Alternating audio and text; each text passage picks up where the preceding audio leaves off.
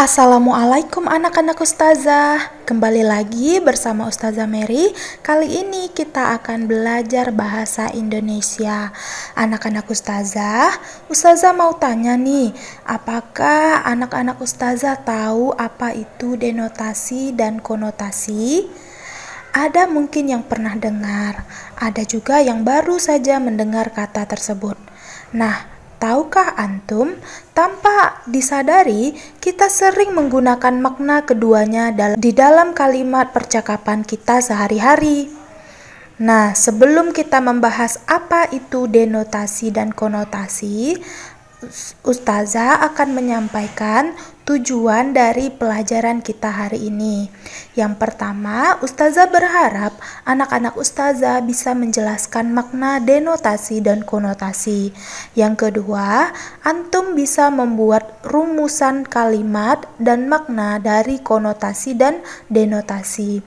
Yang ketiga, anak-anak ustazah bisa berkomunikasi dengan kalimat yang mengandung denotasi dan konotasi. Nah, karena sudah mengetahui tujuan dari materi pelajaran kita hari ini, ayo kita bahas lebih dalam lagi mengenai denotasi dan konotasi. Anak-anak ustazah, apa ya itu denotasi dan apa pula itu konotasi? Nah, berikut penjelasannya. Yang pertama adalah denotasi. Denotasi adalah sebuah kata yang memiliki makna sebenarnya dari suatu kata tersebut. Jadi denotasi itu punya makna yang sebenarnya sesuai dengan kata yang disebutkan. Bagaimana dengan konotasi? Konotasi adalah sebaliknya, yaitu mempunyai makna lain di baliknya atau sesuatu makna yang berkaitan dengan sebuah kata. Ayo kita lanjutkan melihat contoh yang terdapat dalam sebuah kalimat. Dilihat kalimat berikut ini. Kambing Pak Hadi yang akan disembelih adalah kambing hitam yang mempunyai kualitas yang baik. Kambing hitam dalam kalimat ini mempunyai makna kambing hitam yang sebenarnya, yaitu kambing yang berwarna hitam. Nah, contoh kalimat yang tergolong dalam konotasi adalah pria itu dituduh sebagai kambing hitam pada kasus tersebut. Nah, dalam kalimat ini kambing hitam yang disebut memiliki makna yang berbeda ya, bukan bermaksud menyebutkan bahwa pria itu seperti kambing hitam. Bukan ya nak, melainkan maknanya adalah orang yang dianggap bersalah. Ayo lihat contoh yang lainnya. Denotasi, ya, ustazah punya kalimatnya.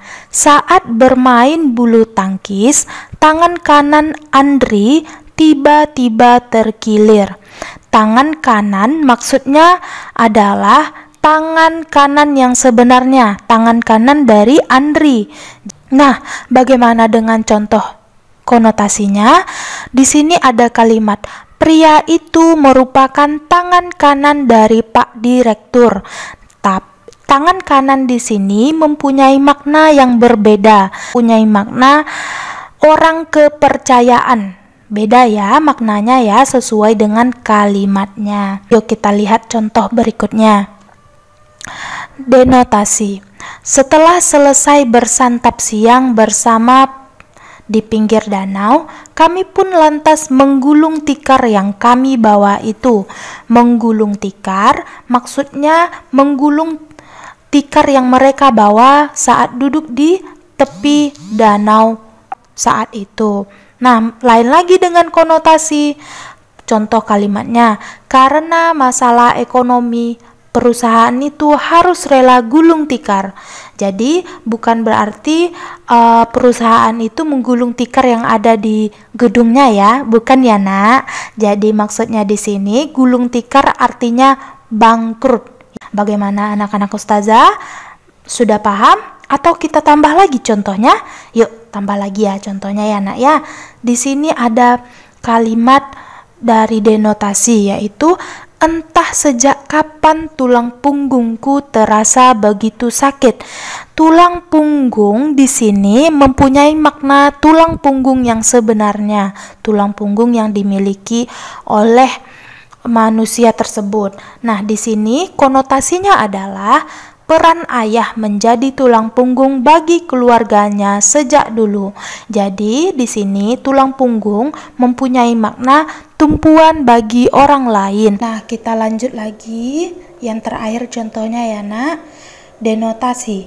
Kalimatnya, jika ingin menjawab pertanyaan, kami harus angkat tangan terlebih dahulu. Angkat tangan maksudnya mengangkat tangannya ya. Mempunyai makna mengangkat tangan. Bagaimana dengan konotasinya, yaitu aku tidak akan angkat tangan sebelum cita-citaku itu menjadi kenyataan. Di sini angkat tangan mempunyai makna menyerah. Bagaimana anak-anak Ustazah? Sudah paham dengan materi yang Ustazah sampaikan hari ini? Semoga anak-anak Ustazah bisa memahami apa itu denotasi dan juga konotasi. Terima kasih atas partisipasinya. Ustazah akhiri. Wassalamualaikum warahmatullahi wabarakatuh.